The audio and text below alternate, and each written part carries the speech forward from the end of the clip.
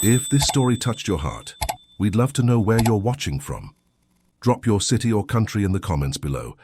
It means the world to see how far these stories travel. And if you haven't already, make sure to subscribe and turn on the notification bell so you don't miss tomorrow's story. It's one you won't want to miss. Sometimes all it takes is a few minutes and a little hope to change someone's day or their life. Until then, stay kind, stay curious, and thank you for being here. Michael Grant had it all.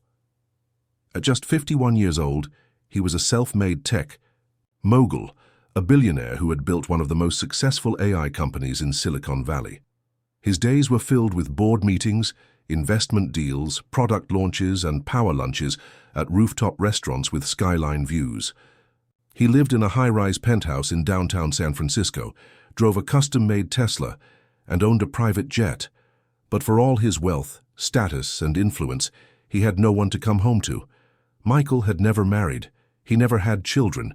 His parents passed away years ago, and any friendships he once had were long buried under layers of business deals and ambition. The only voices that filled his home came from news channels or the occasional late-night Zoom call. On the outside, he was a symbol of modern success, but inside he was a man slowly drifting in silence. Then everything changed. It started with a headache. Small at first, the kind he'd normally ignore, but over the weeks it grew worse, nausea, fatigue, a strange numbness in his hands. He finally agreed to see a doctor, more out of annoyance than fear. They ran tests, blood work, MRIs, and then came the news that shattered everything. He was dying stage 4 brain cancer, inoperable, aggressive. The doctors gave him 6 months, at most. No treatments could reverse it, just time, and not much of it. Michael left the hospital that afternoon, with a manila folder in his hand, a file filled with cold medical facts and expiration dates. The sun was still shining in San Francisco, but the world felt darker.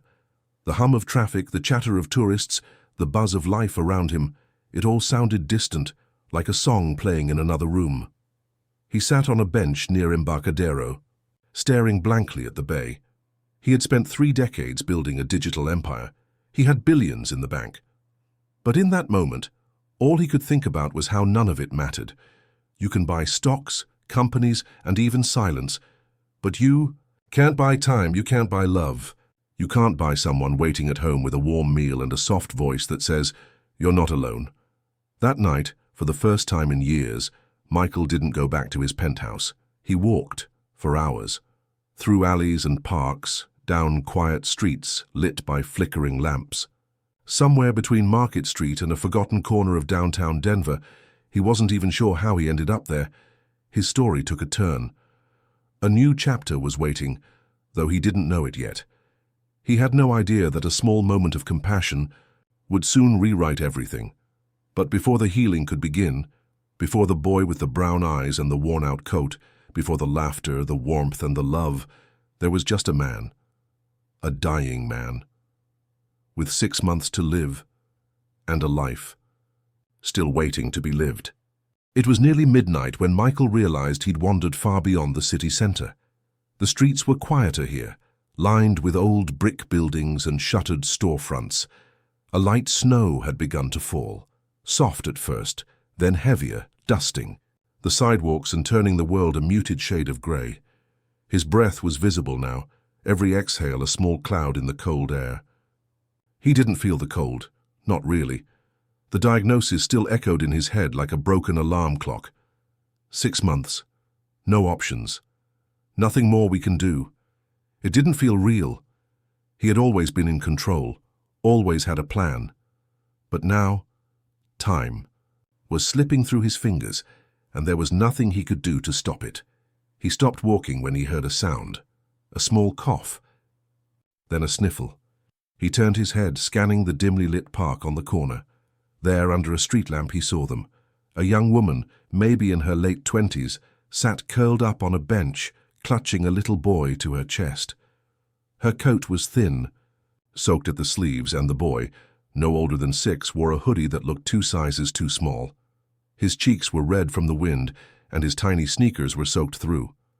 Michael froze. Something about the scene hit him hard. Harder.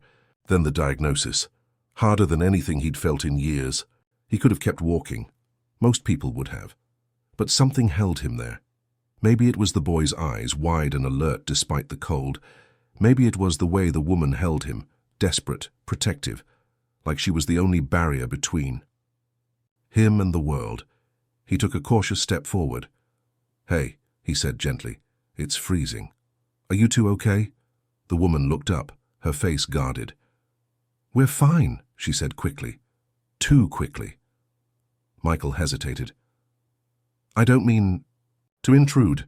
I just saw you here. It's late, it's cold, I can help." She shook her head. "You don't know anything about us." He nodded. "You're right, I don't. But I know what it feels like to be lost, to feel like you've run out of time."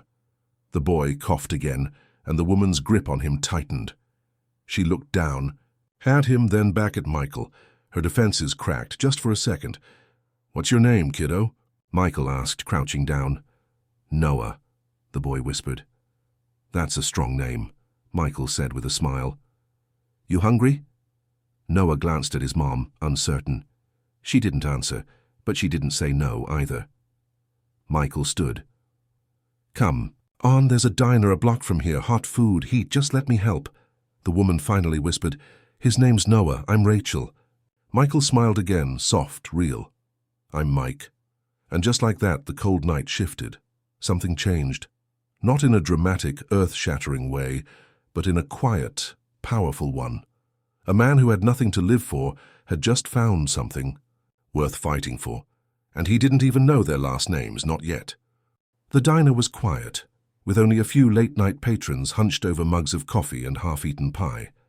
Michael led Rachel and Noah to a booth in the corner, the red vinyl seats cracked from years of use, but warm from the heater blasting in the ghee corner. Noah slid in, his little body still shivering, while Rachel sat beside him, her eyes darting between the exit and the man who had just offered them dinner. Michael ordered grilled cheese sandwiches, tomato soup, and hot chocolate with extra whipped cream. He didn't ask if they liked it. He just knew they needed something warm, something real. For the first few minutes, no one said a word. Noah inhaled the soup like he hadn't eaten in days. Rachel ate more slowly, suspicious, cautious, like kindness was something that came with a catch. But Michael didn't talk. He didn't push. He just sat there, drinking black coffee and watching the steam rise from his cup. When they finished, Michael reached into his wallet to pay, but he didn't pull out his Amex Black card like usual. He used cash. He didn't want to be a billionaire tonight. He just wanted to be human. Outside, the snow had turned to ice. "You can't stay out there again," he said quietly. "Come to my house, just for the night. It's warm, safe." Rachel stiffened. "You don't even know us." "I don't have to," Michael replied. "I just know what it's like to have nowhere to go." She stared at him for a long moment, torn between fear and exhaustion. Then she gave a small nod. They rode in silence in Michael's black SUV, Noah falling asleep in the back seat, head resting against Rachel's arm. When they arrived at his house in Boulder, a modern 5-bedroom home with soft porch lights and a wide stone entryway, Rachel paused at the door. "This is yours?" she asked, her voice low. "Yeah," Michael said. "But it's been empty for a long time."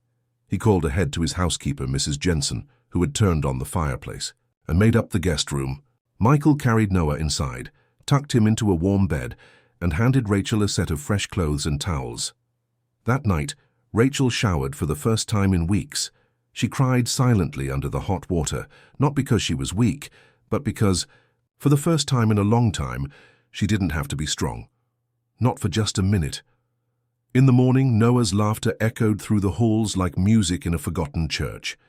He was running around with a mug of cocoa, wearing a too big hoodie that said Colorado Strong. Rachel sat at the kitchen counter, a blanket around her shoulders, watching him smile. Michael stood by the window, holding his coffee. "You okay?" he asked. Rachel nodded slowly. "I don't know what this is," she whispered. "But thank you." Michael smiled. "For the first time in years," he said, "this house feels alive." And though none of them realized it yet, that moment was the beginning of something far greater than any of them had imagined. A new kind of family was starting to form. Weeks passed, and what was supposed to be one night stretched into something none of them could define. Rachel and Noah stayed in the guest room, but it wasn't just about a warm bed anymore. It was about laughter in the mornings, conversations, over pancakes, and the sound of little feet racing across hardwood floors. Michael found himself waking up not to silence, but to the smell of coffee Rachel had started making each morning. Strong, dark, just the way he liked it. Noah's drawings began filling the fridge. Stick figures, superheroes, big smiling faces. The house that once echoed with emptiness now pulsed with life, and yet Michael couldn't forget the clock ticking in the background. The headaches were still there, quieter, but constant. His energy dipped faster than it used to. But something inside him had shifted. He wasn't focused on what was ending anymore. He was focused on what he still had time to build. One evening, after Rachel had put Noah to bed, Michael sat across from her in the living room, firelight dancing on the walls. "You never asked me why I brought you here," he said softly. Rachel hesitated. "I figured it wasn't my place." He shook his head. "I didn't do it out of pity or guilt. I did it because I was tired of living in a house full of things and none of it meant anything. Then you two showed up, and suddenly everything meant more." She didn't know what to say, so she didn't say anything. She just listened. The next day, Michael called his lawyer. He made changes to his will. He named Rachel the executor of his estate. He created a trust for Noah, college, healthcare, everything he'd ever need. And then, with trembling hands and a steady heart, he did something no one expected. He made Noah his legal heir, not because he owed them, not because of charity, but because somewhere between soup at a late-night diner and the sound of a child calling him Uncle Mike, Michael had found something he never thought he'd have again. A family. When he told Rachel, she froze. "Michael, we can't accept that. We're not—" "You already are," he said, gently placing the papers on the table. "You didn't just save a house. You saved a life. Mine." She covered her mouth, trying to hold back tears. "What if we lose?" "You?" Michael's voice was calm. "Then at least you'll have something to carry forward. And I'll know I left it with the people who gave me the reason to live again." That weekend, they adopted a dog, a shaggy golden retriever puppy with big paws and bigger energy. Noah named him Max. Michael just laughed and said, "Only if he doesn't chew my slippers." They went on walks, made cookies, played board games. And in the quiet moments, when Rachel would sketch by the window and Noah built towers out of Legos, Michael would sit back, breathe, and feel something he hadn't in years. Peace, because no matter how many days he had left, they finally felt full. Summer came slow to Boulder that year. The mornings were warmer, the air softer. In the garden, Rachel's sketches captured sunlight through leaves and Noah's laughter as he ran barefoot in the grass with Max chasing close behind. Michael watched. It all from the sunroom. His strength was fading now. The disease that had been quiet for months had returned, quicker, heavier this time. Climbing stairs became difficult, then impossible. Rachel moved his bedroom downstairs, filling the space with soft pillows, fresh flowers, and light. The windows framed the garden, and the laughter outside became his music. Noah visited him every morning, sometimes with stories from his summer reading list, other times with wild crayon-colored drawings of dinosaurs and rocket ships. Michael pinned everyone to the wall. One morning, Noah crawled into the bed beside him and asked quietly, "Uncle Mike, do dreams come true if you keep drawing them?" Michael smiled, his hand resting gently on the boy's back. "They do," he said, "especially when you draw them with your heart." Rachel sat nearby, sketchbook open, but she'd stopped drawing. Her eyes watched Michael now, not out of fear, but out of love, out of gratitude. She had once run from the world with nothing but her son and a backpack. Now she had a home, a future, a family. In late July, Michael surprised them. "We're going to California," he said one morning. Rachel blinked. "Michael, you can barely—" "If not now," he interrupted, "then when?" So they went. Santa Monica greeted them with ocean air and blue skies. Noah shrieked with joy as the waves chased his feet, and Rachel laughed, loud and free, for the first time in months. Michael sat beneath a large umbrella, sunglasses on, watching the people he loved more than anything simply live. That night, as the sun dipped below the Pacific, he reached for Rachel's hand. "Promise me something," he said, his voice barely louder than the waves. "Anything. Don't stop dreaming. Don't stop living. And don't let him forget how much I loved him." Tears welled in her eyes, but she nodded. "We won't," she whispered. "You gave us everything." Michael smiled weakly. "No, you gave me something I never had." They returned to Boulder in early September. The leaves began to change, and then one crisp October morning, with golden light pouring through the windows and Max curled at the foot of the bed, Michael called Rachel to his side. "There's something in the coat," he whispered, his breath short. "The one I wore that night. It's for you." That evening, with Noah asleep beside him, Michael looked out at the garden one last time. The wind stirred the leaves. A bird called in the distance. He closed his eyes and was finally at peace. The next day, Rachel found the coat tucked in the closet. In the pocket, a folded envelope. Inside was a worn medical file and a handwritten note. "Thank you for giving me the one thing I never had, a real life."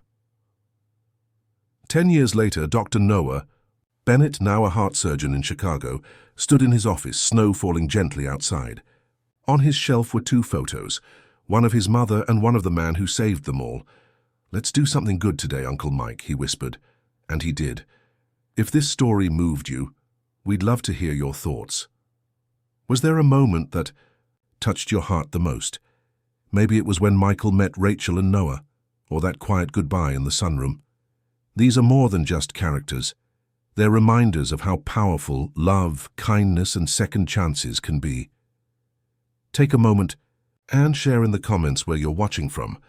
We're always amazed at how far these stories reach. But more than that, tell us what this story meant to you. Have you ever experienced an act of kindness that changed your life? Or met someone who showed up when you needed them most? We read every single comment, and your words often inspire the stories we tell next. Let's build a space here filled with empathy, reflection, and hope, because sometimes the most powerful part of a story is what it makes us feel. And if you haven't already, make sure to subscribe and turn on the bell so you don't miss tomorrow's story. It's one of our most beautiful yet. Your voice matters. So go ahead, drop a comment, and let's keep this conversation going.